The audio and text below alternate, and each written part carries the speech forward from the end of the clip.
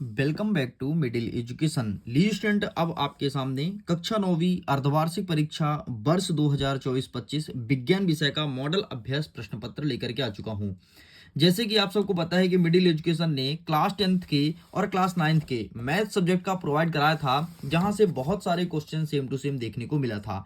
And अब आपका अंतिम पेपर विज्ञान का है, तो विज्ञान के लिए मैं तगड़ा कंटेंट लेकर के आ चुका हूं। इतना ही नहीं, आप देख लीजिए, एक सेट का और मैं प्रोवाइड कराया था, जिसके सारे क्वेश्चंस को मैंने कंप्लीट करा दिया और आपने इसे पूरा कंप्लीट कर भी लिया है। और अब बारी है आपके दूसरे सेट की, तो लीजिए आपके सामने लेकर के आ चुका हूं। तो चलिए फटाफट हम बिना टाइम वेस्ट किए वीडियो को स्टार्ट कर लेते हैं। देख लेते हैं हमारे इस सेट में किस प्रकार से क्वेश्चन दिया गया है एंड क्या होगा उनका सही उत्तर। मैं आपको प्रश्न क्रमांक 1 से लेकर के 23 तक का संपूर्ण उत्तर दिखाने वाला हूं। तो चलो आगे बढ़ते हैं। देख लीजिए, टोटल 23 नंबर का मतलब 23 क्वेश्चन रहेंगे, 3 घंटे समय देंगे एंड 75 नंबर का पेपर रहने वाला है। यहाँ पर वेरियस प्रकार के इंस्ट्रक्शन मौजूद हैं and instruction must important in your examination.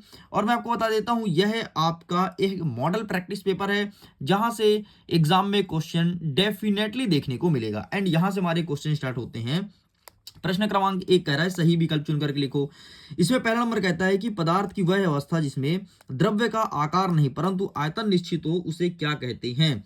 तो उसे द्रव कहा जाता है। ठीक है, उसे द्रव कहा जाता है। बाकी इंग्लिश में अवेलेबल है, अगर आप इंग्लिश मीडियम के हैं तो इंग्लिश में क्वेश्चन को देख लीजिए। आगे बढ़ते हैं। प्रश्न क्रमांक 2 कहता है कि बिलियन का वह घटक जिसकी मात्रा दूसरे से अधिक होती है और जो दूसरे घटक में विलय विलय में मिलता है, उसे क्या कहते हैं? तो इसका सही आंसर होगा ऑप्शन नंबर बा, उसे विलायक कहा जाता है। हमारा प्रश्न क्रमांक 3 कह रहा है 2 या 2 से अधिक परमाणुओं का समूह क्या कहलाता है? तो इसे हम अणु 2 या 2 से अधिक परमाणु समूह, इसे हम अणु के नाम जानते हैं। तो इसका सही आंसर ऑप्शन नंबर दा हो जाएगा। आगे देखते हैं। प्रश्न क्रमांक 4 कह रहा है कि कैनॉल रे की खोज किसने की है? तो यहां पर इसका सही उत्तर हो जाएगा ई गोल्डस्टीन। इन्होंने कैनॉल रे की खोज की है। आगे देखते हैं। 5वां नंबर कहता है कि एक कोश के जीव का उदाहरण क्या है? तो यहां पर इसका सही उत्तर अमीबा हो जाएगा। अमीबा जो है वो एक कोशिकीय जीव है। आगे बढ़ते हैं। प्रश्न क्रमांक 6 कह रहा है कि तेज हवा में चलने से पेड़ के फल या पत्तियां टूट कर गिर जाते हैं, ऐसा क्यों होता है? तो इसका सही आंसर होगा गतिज जड़त्व के कारण। मतलब पहले वो पेड़ जो है स्थिर अवस्था में रहता है और अचानक गति अवस्था में होता है, इसलिए ऐसा फेस करना पड़ता है। आगे देखते हैं। प्रश्न क्रमांक 2 कह रहा है कि रिक्त स्थान की पूर्ति करो। पहला नंबर कह रहा है कि क्रिया एवं प्रतिक्रिया बल डैश डैश दिशा में कार्य करते हैं, तो हमेशा विपरीत दिशा में कार्य करते हैं, तो यहाँ पर विपरीत लिख देना। नेक्स्ट कह रहा है कि किसी वस्तु का डैश डैश द्रव्यमान तथा गुरुत्वीय त्वरण के गुणनफल के बराबर होता है, तो यहाँ पर आपको वजन लिखना है। नेक्स्ट कह रहा है कि किसी वस्तु से उसकी गति के कारण निहित ऊर्जा क्या कहते हैं? तो उसे गतिज ऊर्जा कहा जाता है। नेक्स्ट कहता है ध्वनि तरंगे डैश डैश तरंगे हैं, तो ध्वनि तरंगे यांत्रिकी तरंगे हैं। एंड 5वां नंबर कहता है खरपतवार का उदाहरण है, तो आपको यहाँ पर घास लिख देना है। 6वां नंबर कहता है कि कोलाइड एक डैश डैश मिश्रण है, तो कोलाइडी एक विषवांगी मिश्रण है। आगे सेम इंग्लिश में अवेलेबल है, आप इसे देख सकते हैं। आगे बढ़ते हैं। प्रश्न क्रमांक 2 कह रहा है, ये सॉरी प्रश्न क्रमांक 3 कह रहा है कि सत्य सत्य बताओ। पहला नंबर कह रहा है कि मिश्रण में एक से अधिक पदार्थ निश्चित अनुपात में मिले होते हैं, तो बिल्कुल गलत है। नेक्स्ट कह रहा है कि आर्गन का इलेक्ट्रॉनिक विन्यास 288 होता है, तो बिल्कुल सही है। नेक्स्ट कहता है कोशिका जीवन की संरचनात्मक एवं कार्यात्मक इकाई नहीं है, तो ये भी आपका गलत हो जाएगा। नेक्स्ट कहता है गति का प्रथम नियम बल की परिभाषा को व्यक्त करता है, तो बिल्कुल सही है। नेक्स्ट कहता है दाब एक अदिश राशि है, तो बिल्कुल सही है। नेक्स्ट कहता है 6वां नंबर कि ऊर्जा को ना तो नष्ट कर सकता ना तो उत्पन्न कर सकते, बल्कि एक रूप से दूसरे में परिवर्तित कर सकते हैं। क्या यह द्रव्यमान संरक्षण का नियम है? तो ये भी आपका सही है। इस प्रकार से पहला और तीसरा गलत है, बाकी सारे सही हैं। चलिए आगे इंग्लिश में अवेलेबल है, आप देख लीजिए। नेक्स्ट कह रहा है सही जोड़ी मिलाइए। आइए फटाफट देखते हैं। पहला नंबर कहता है कि नील हरित शैवाल, तो इसका आपका क्या हो जाएगा? जैविक उर्वरक। बर्फ का गलनांक तो ये हो जाएगा आपका, ये यहाँ पर लिखा है 273 केल्विन। ठीक है। नेक्स्ट कह रहा है कि संदेशों का संवहन, तो तंत्रिका ऊतक। गति का द्वितीय नियम, तो क्रिया बराबर विपरीत प्रतिक्रिया होता है। एंड कोलाइडी, तो कोलाइड की एग्जांपल दूध है। एंड गति का तृतीय नियम आपका क्या हो जाएगा? एक सेकंड। गति का द्वितीय नियम है एफ बराबर एम ए, और गति का तृतीय नियम होगा क्रिया बराबर प्रतिक्रिया। लो, ये भी कंप्लीट होता है। इंग्लिश में अवेलेबल है सेम टू सेम। आगे बढ़ते हैं। प्रश्न क्रमांक 5 कह रहा है कि बुझा हुआ चूना में उपस्थित तत्वों का नाम बताओ। तो कैल्शियम होता है, हाइड्रोजन होता है और ऑक्सीजन होता है। आईयूपीएसी का पूरा नाम क्या होगा? तो international union of pure and applied chemistry. Next कहता है कोशिका में पाए जाने वाले 2 अंग का नाम बताइए। तो कोशिका में माइटोकॉन्ड्रिया एंड गाल्जी का, ये 2 पाए जाते हैं। नेक्स्ट कह रहा है कि वसा संचित करने वाले ऊतक का नाम लिखो। तो यहाँ पर आपको एडिपिक लिखना है। नेक्स्ट कह रहा है कि एक वृत्ताकार मैदान के 2 चक्कर पूरा करने पर कल विस्थापन क्या होगा, तो हमेशा 0 होगा। नेक्स्ट कहता है कि घनत्व का सही मात्रक क्या है, तो किलोग्राम प्रति मीटर स्क्वायर या मीटर क्यूब है, सॉरी स्क्वायर नहीं क्यूब है, ठीक है। इस प्रकार से ये भी कंप्लीट होता है। तो मैंने 5 मिनट के अंदर 1 से लेकर के 5 तक के सारे क्वेश्चन आंसर को कंप्लीट कर दिया। अब बताओ, चलो अब तैयार हो जाओ फटाफट 6 से लेकर के, और आगे क्वेश्चन को देखने के लिए हम सारे एक एक प्रश्न का उत्तर देंगे, टेंशन मत लो। बस तुम्हें क्या करना है, फटाफट स्क्रीनशॉट लेना है। उसके पहले एक मैं बिग अनाउंसमेंट करने वाला हूं आपके लिए। देखो बेटा, अगर अभी तक आपने इसके पीडीएफ को डाउनलोड नहीं किया है तो मैं एक गोल्डन चांस देता हूं पहले 500 स्टूडेंट को। अगर पहले 500 स्टूडेंट लिंक को टच करते हैं तो उनका पीडीएफ डाउनलोड हो जाएगा। इसके बाद लिंक हो जाएगा एक्सपायर। तो अगर आप भी 500 बच्चे में से आना चाहते हैं तो पहले आओ पहले पाओ। जाओ, लिंक को टच करो, पीडीएफ को डाउनलोड करो। जैसे ही 500 बच्चों का लिमिट फुल होता है, समझो पीडीएफ डाउनलोड नहीं होगा, फिर आप क्या करोगे, फिर आप मुझे एक नंबर पर मैसेज करोगे। मेरा नंबर है 7470 705 703। इस नंबर पे मैसेज करके आप अपने पीडीएफ को हमसे प्राप्त कर पाएंगे, अन्यथा पीडीएफ डाउनलोड नहीं होगा, ठीक है। तो पीडीएफ को डाउनलोड कर लीजिए। आगे देखते हैं, 6वां नंबर कहता है कि एसीटोन पेट्रोल या इत्र डालने पर हमारी हथेली ठंडी क्यों हो जाती है। तो ये रहा इसका आंसर, ठीक। स्क्रीनशॉट ले लो जल्दी से। आगे बढ़ते हैं, इसी के अथवा कहता है कि क्रिस्टलीकरण विधि के 2 अनुप्रयोग बताइए। तो ये रहा इसका आंसर, इसका भी फोटो खींच लो। क्रिस्टलीकरण विधि के 2 अनुप्रयोग, ठीक है। चलो साइड करते हैं। नेक्स्ट कह रहा है प्रश्न क्रमांक 7, इंग्लिश में अवेलेबल, आप देखते रहना। 7वां नंबर कह रहा है कि समस्थानिक के 2 अनुप्रयोग लिखिए। ये प्रश्न पूछा गया है, तो मैं दिखा देता हूं समस्थानिक के 2 अनुप्रयोग। ये रहा। नेक्स्ट इसी के अथवा कहता है कि बोर के परमाणु मॉडल की व्याख्या कीजिए, ठीक है। तो बोर ने क्या दिया था, तो ये रहा, ठीक। ये इतना लिख के कंप्लीट करेंगे। आगे बढ़ते हैं। नेक्स्ट क्या कह रहा है प्रश्न क्रमांक 8। 8वां नंबर कह रहा है कि सरल उत्तक एवं जटिल उत्तक के मध्य अंतर, और अथवा कहता है कि अस्थि और उपस्थि में अंतर। तो मैं दिखा देता हूं सबसे पहले सरल उत्तक और जटिल उत्तक। तो ये रहा तुम्हारे सामने, ठीक है। अब क्या पूछा है, अस्थि और उपस्थि ना, तो ये भी दिखा देता हूं। तो ये रहा तुम्हारे सामने अस्थि और उपस्थि में अंतर। चलो आगे बढ़ते हैं। नेक्स्ट क्या कह रहा है 9वां नंबर कि एक वस्तु 16 मीटर की दूरी 4 सेकंड में तय करती है और पुनः 16 मीटर की दूरी 2 सेकंड में तय करती है, तो इसका औसत चाल क्या होगा, ठीक है। तो मैं फटाक से इसका आंसर दिखा देता हूं। ये रहा है आपके सामने इसका औसत चाल, ठीक। तो फोटो खींच लो, ये रहा एंड ये रहा।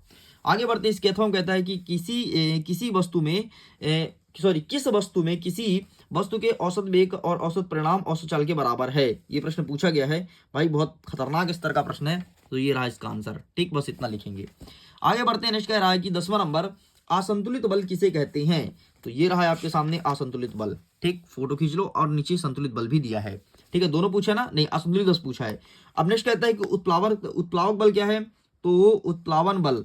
तो आइए इसका आंसर भी दिखा देता हूं तुम्हारे सामने। ये रहा उत्प्लावन बल, ठीक है। आर्किमिडीज के नीचे उत्प्लावन बल है, इसका फोटो खींच लो। आगे बढ़ते हैं। नेक्स्ट कह रहा है 11वां नंबर कि ताप को सेल्सियस में कन्वर्ट करना है, एंड अथवा कहता है कि केल्विन को पहले आपको केल्विन में पैमाना दिया तो उसको सेल्सियस में बदलो, फिर दिया है आपके सेल्सियस में, तो उसको केल्विन में कन्वर्ट करना है। तो आइए इस प्रश्न का भी उत्तर दिखा देता हूं जल्दी से। ये रहा है आपके सामने, ठीक। पहले ऊपर वाला देख लो, फिर नीचे वाला देख लो। चलो साइड करते हैं। नेक्स्ट क्या कह रहा है, नेक्स्ट हमारा कह रहा है प्रश्न क्रमांक 12 कि धातु के 2 गुणधर्म लिखो। धातु के 2 गुणधर्म कौन कौन से हैं, तो आइए दिखा देते हैं इनके गुणधर्म। तो ये रहा है आपके सामने आंसर, ठीक है। धातु के 2 गुणधर्म, फोटो खींच लो। आगे बढ़ते हैं। नेक्स्ट कह रहा है अथवा में कि कोलाइडी विलयन के 2 गुण बताइए, ठीक है। कोलाइडी विलयन के 2 गुण। तो ये रहा आपके सामने answer, please take a screenshot. आगे बढ़ते हैं। नेक्स्ट कह रहा है प्रश्न क्रमांक 13 कि परमाणु संख्या एवं द्रव्यमान क्या व्यक्त करती है, और अथवा कहता है कि इलेक्ट्रॉन के 2 गुण को लिखो। तो परमाणु संख्या और द्रव्यमान क्या व्यक्त करती है, देख लो। सबसे पहले ये रहा परमाणु संख्या और द्रव्यमान, ठीक है, लिखा गया है, ठीक है। अथवा क्या कहता है, इलेक्ट्रॉन के 2 गुण ना, तो ये भी इसी पेज का है। 1 सेकंड में ढूंढ लेता हूं। ये रहा इलेक्ट्रॉन के 2 गुण, इसका भी फोटो खींच लो। आगे बढ़ते हैं। नेक्स्ट क्या कहता है कि एस्टोमेटा के कार्य लिखो, ठीक है। एस्टोमेटा का क्या कार्य है, तो ये लिखना है। तो आइए दिखा देते हैं इसका आंसर। और अथवा कहता है कि बाष्पोत्सर्जन। तो सबसे पहले एस्टोमेटा एंड बाष्पोत्सर्जन दोनों देख लीजिए। आगे बढ़ते हैं। नेक्स्ट क्या कह रहा है कि तंत्रिका कोशिका का नामांकित चित्र बनाइए। तो देखो यार, तंत्रिका कोशिका का चित्र ये रहा आपके सामने, ठीक है। ये न्यूरॉन का, ठीक है। इसी तंत्रिका कोशिका कहते हैं, यही चित्र बनाना था। आगे कहता है अथवा में कि गर्मी में हमें किस तरह के कपड़े पहनना चाहिए और क्यों। तो गर्मी में सूती कपड़े पहनना चाहिए, क्योंकि वह पसीना को जल्दी सोख लेता है और व्यक्ति को पसीना रहित बनाता है, इसलिए गर्मी में सूती कपड़े पहनना चाहिए। बाकी आंसर लेना है तो ले लो। चलो आगे बढ़ते हैं। नेक्स्ट क्या कह रहा है 16 नंबर कि चाल एवं वेग में कौन ऋणात्मक नहीं हो सकता, कारण लिखो। चाल एवं वेग में कौन ऋणात्मक नहीं हो सकता, ठीक है, ये चीज पूछा गया है। तो आइए मैं दिखा देता हूं कि क्या होगा इसका सही आंसर। तो ये रहा आपके सामने, चाल एवं वेग में क्या ऋणात्मक नहीं हो सकता है, ठीक है। आगे बढ़ते हैं। नेक्स्ट क्या कह रहा है अथवा में कि चाल एवं वेग में अंतर बताइए, चाल एवं वेग में अंतर बताइए। तो ये रहा है आपके सामने चाल और वेग में अंतर, इसका भी फोटो खींच लो। आगे बढ़ते हैं। नेक्स्ट क्या कह रहा है, नेक्स्ट हमारा 17 नंबर कह रहा है कि मुक्त पतन का क्या आशय है। प्रश्न पूछा है कि मुक्त पतन का क्या आशय है। तो ये रहा है आपके सामने मुक्त पतन, इसका फोटो खींच लो। आगे बढ़ते हैं। नेक्स्ट कहता है इसी अथवा में कि गतिज ऊर्जा ज्ञात करने हेतु सूत्र व्युत्पत्ति कीजिए। गतिज ऊर्जा ज्ञात करने के लिए सूत्र निकालना है। तो ये रहा है आपके सामने गतिज ऊर्जा ज्ञात करने का सूत्र, ठीक है, स्क्रीनशॉट ले लो। आगे बढ़ते हैं। नेक्स्ट कह रहा है हमारा 18 नंबर कि 3 कोशिकीय अंग का नाम लिखिए जिसमें स्वयं डीएनए एवं राइबोसोम हो। 3 कोशिकीय अंग का नाम बताना है जिसमें डीएनए एवं राइबोसोम पाया जाता है। तो ये रहा है आपके सामने, ठीक है।